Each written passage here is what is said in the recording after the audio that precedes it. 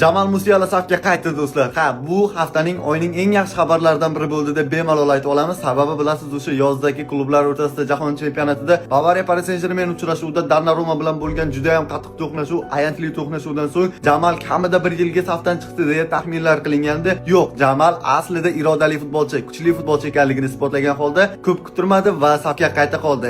Endi navbatdagi turlarda Bavariya safida maydonga tushishi mumkin. Menga juda ham qiziq bo'layotgan narsa Lenan Karl bilan uning tandemi, ya'ni o'sha Bavariya safida ajoyib iste'dod porlab chiqmoqda 17 yoshli Lenan Karl va agar Musiala qaytadigan bo'lsa, Bavariyaning yarim himoyasi istalgan jamoa bilan bemalol raqobat qila oladi deb o'ylayman. Nima uchun Musialaning qaytganiga bunchalik xursand bo'lyapman? Sababi u hali yosh, iste'dod va hozirgi jahon yulduzlarini istalgani bilan talant borasida raqobatlasha oladi. O'sha Pedri, Palmer, Bellingham va boshqa yulduzlar bilan. Ham uni kelajakda oltin to'p yutish potensiali bor. Shunday ekan, Musialaning qaytgani bu shunchaki futbolning yutug'idir. Nafaqat futbolni, balki biz haqiqiy futbol muxlislarining yutug'i. Shunday ekan, Musialani oldingi darajasiga, balki undan ham yuqori formaga chiqishini kutib qolamiz. Musiala hali futbolimizga kerak bo'lgan futbolchi. Do'stlar, futboldagi shunaqangi qiziqarli videolardan, xabarlardan quruq qolmaslik uchun esa kanalimga obuna bo'ling. Bu futbolga oid eng yaxshi sahifalardan biri.